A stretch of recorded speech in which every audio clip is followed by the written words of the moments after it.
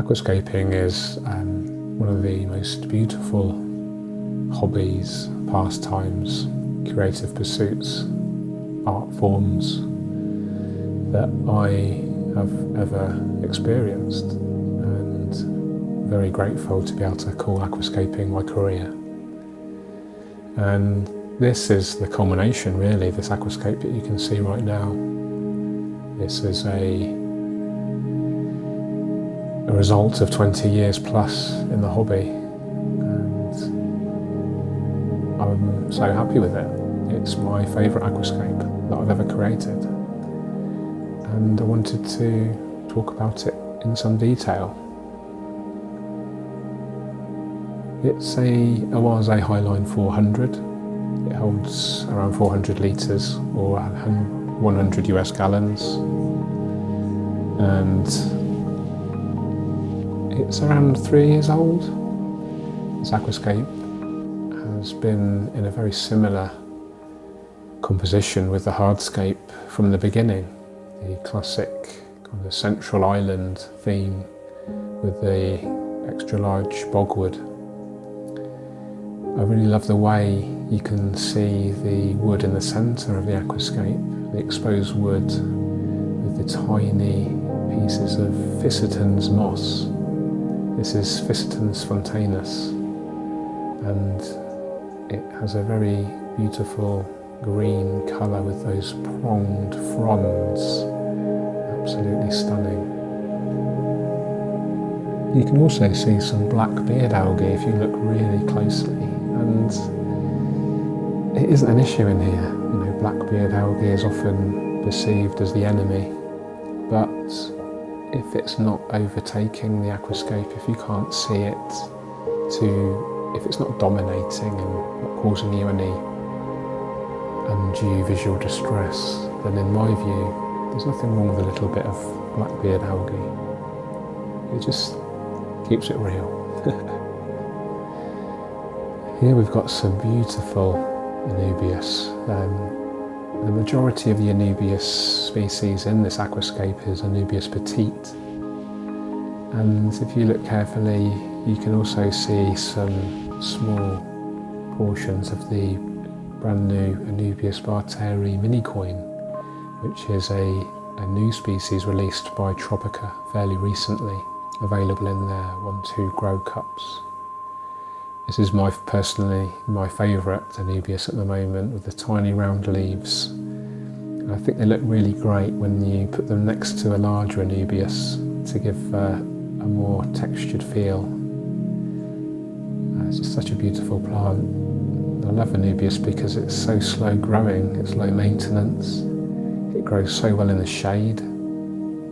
Indeed, if you do keep it under moderate to low light with CO2, it just grows so beautifully, so compact, so slow and steady. And if you get that balance right of not too much light, then you don't experience algae issues, which is inevitable really on most Anubias after some time. The Anubias itself is attached to the rocks and the wood, and I never really use any glue or string. All I do is place these epiphyte plants, either Anubias or the Bucophalandra or the Microsorum java ferns. I tend to just push these plants into position, into crevices, into nooks and crannies, into gaps in the hardscape or the boundary layers between the wood and the rocks.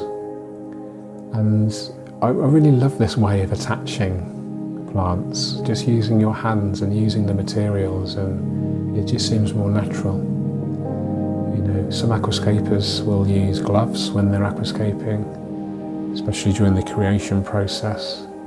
But in my mind, I really love to feel the full sensation of the aquascape with my skin. You know, I actually love getting my hands wet, literally, putting my hands in the water and feeling truly connected to the aquascape, physically connected. Here we can see some stonework. There's actually two types of rock in here. We have the classic mini landscape rock. And then there's also some geo rock. The wood itself, this is XXL jumbo bogwood. And this was supplied by Aquarium Gardens. For those that don't know, Aquarium Gardens are my local Aquascape store, around 3 miles away from my house. I'm very lucky to have such a beautiful aquascaping store so local. There are quite a lot of Amano shrimp in here, Caridina multidentata. There's probably 50 plus in here, and they're constantly grazing the hardscape and the plants for algae and leftover food, etc. A real great algae crew. We also have some snails in here, which I'm happy to leave. You know, I do siphon out a few with every water change to make sure the population doesn't explode. But I do enjoy seeing some snails in here, and they do aid the maintenance of the aquarium. Again, like the BBA, the blackbeard algae, if there isn't too much of it, then it's okay. It's just a natural thing. You know, we're not aiming for perfection here, and perfection is an illusion. We're striving for... That's a great question. What are we striving for with our aquascape? What are you striving for in your aquascape? Let me know in the comments. Recently, I've been striving for peace, and I think aquascaping can really help achieve that. You know, I think there's something very special about the connection that you feel with an aquascape, and that unique blend of nature, art, design, technology. We have these beautiful living entities in our care, these beautiful fish, the blueberry tetras, the lemon tetras, the lemony orange tetras, and the bentosai tetras, all beautiful. We also have some hatchet fish at the surface of the aquarium.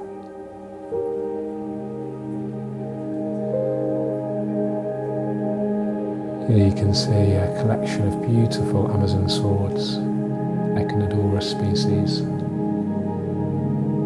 There's a Echinodorus red flame, Echinodorus ocelot, Echinodorus red diamond, and Echinodorus hormonii red.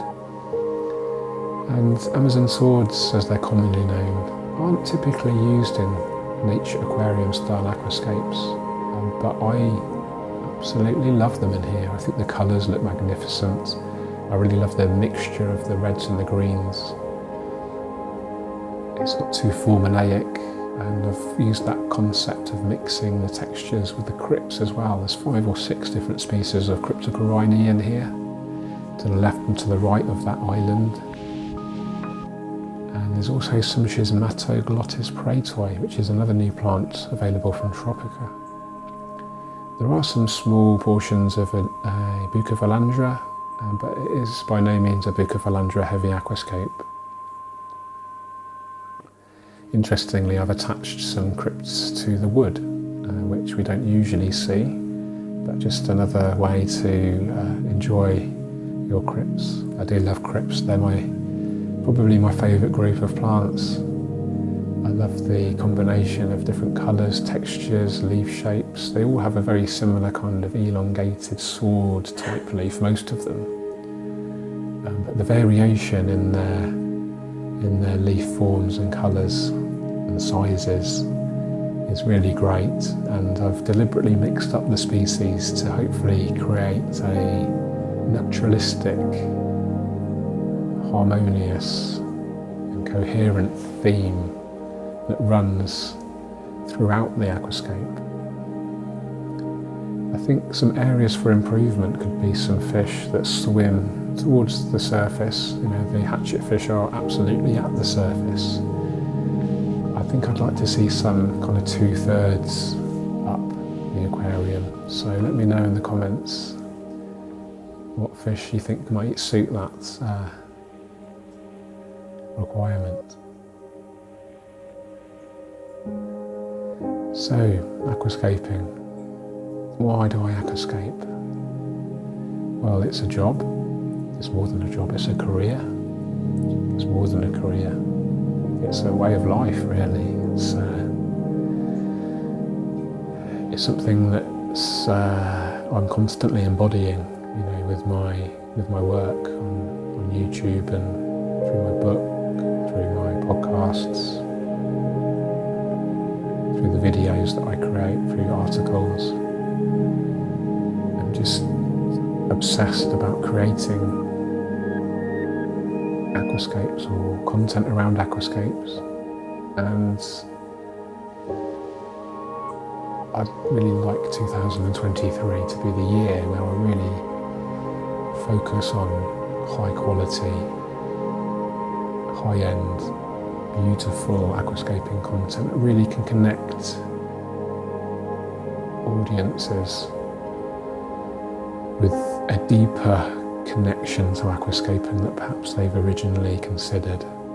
I believe aquascaping holds some powerful lessons in life, and I think one of the most important concepts that I've learned recently is the power of now, the power of being mindful in the moment, the power of conscious awareness.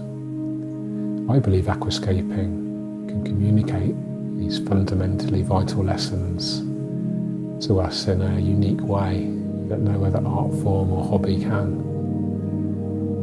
Let's talk about oxygen. We are witnessing through photosynthesis, which is the combination of light, carbon dioxide, appropriate nutrients. This beautiful process allows light to be converted into the ultimate creative element in my mind, which is oxygen. Oxygen is the most important element for life on this planet, arguably.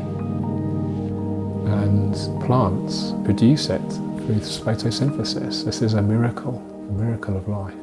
And we are witnessing this in our aquariums. We can pump in more carbon dioxide into the aquarium, we can add more light, we can add more plants. And what happens is the water becomes saturated with oxygen, and the water gets to the point where it cannot hold any more oxygen, and the plant is still producing oxygen, it's still photosynthesizing. So where does this extra oxygen go? If the water is absolutely saturated full of oxygen, the plants are still creating oxygen through photosynthesis. Where is this oxygen going to go? Let me show you. Let me show you right now. And there we have it. Pure creation, pure oxygen. We are witnessing the miracle of life. Take care. Cheerio.